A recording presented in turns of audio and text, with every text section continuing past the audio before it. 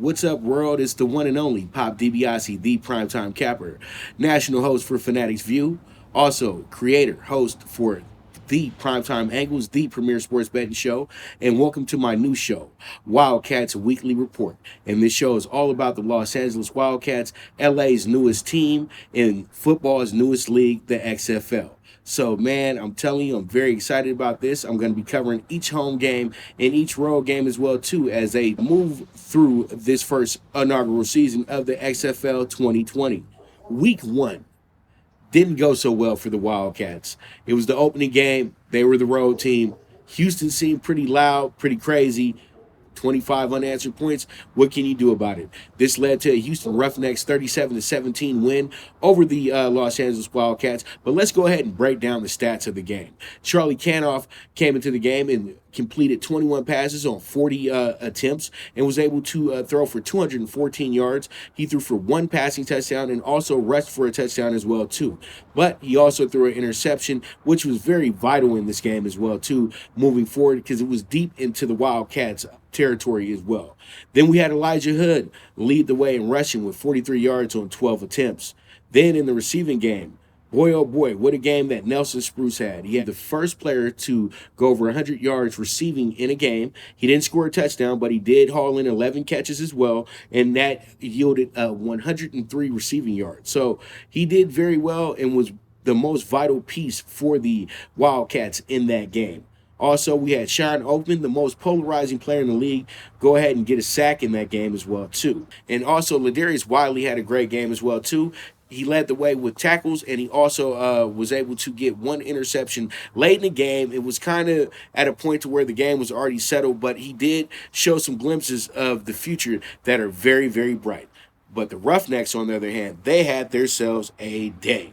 The Roughnecks quarterback PJ Walker was able to get 272 yards passing and then also threw for 4 touchdowns as well on 23 completions and 39 attempts.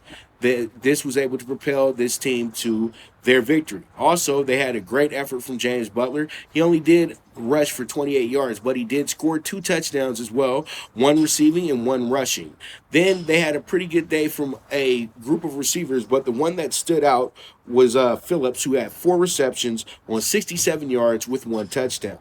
Nichols had 5 tackles, 1 sack, and an interception on the defensive end. And Coney Ealy, former second-round pick of the Carolina Panthers, had 3 tackles for a loss, a half a sack, and 5 quarterback hits. So you can see the big difference in why one team scored 37 and another team scored 17. My offensive player of the game goes to Nelson Spruce. He snagged 8 catches for 86 yards in the first half alone. Spruce was Canoff's most reliable option. The best catch of the day was a save by Spruce on a tip pass, which he hauled in at the 5-yard line of Houston.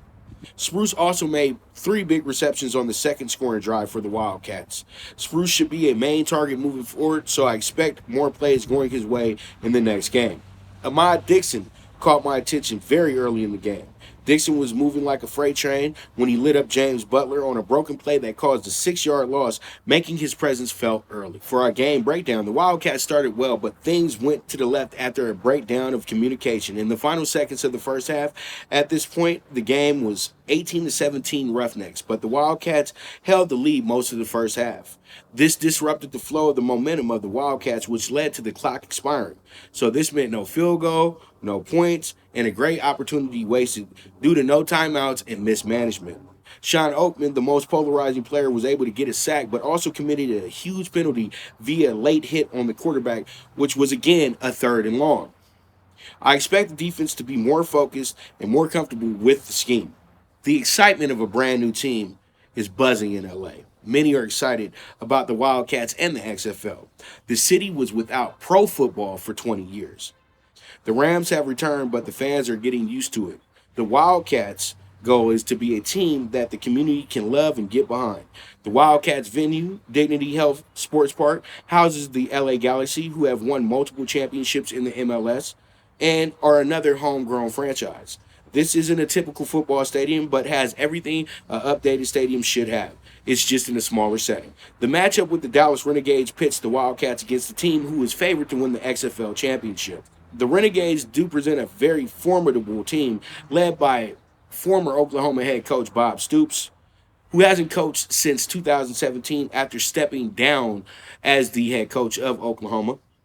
Stoops drafted Landry Jones first overall in the XFL draft, which gave everybody chills because he was a high-quality quarterback for Stoops at Oklahoma.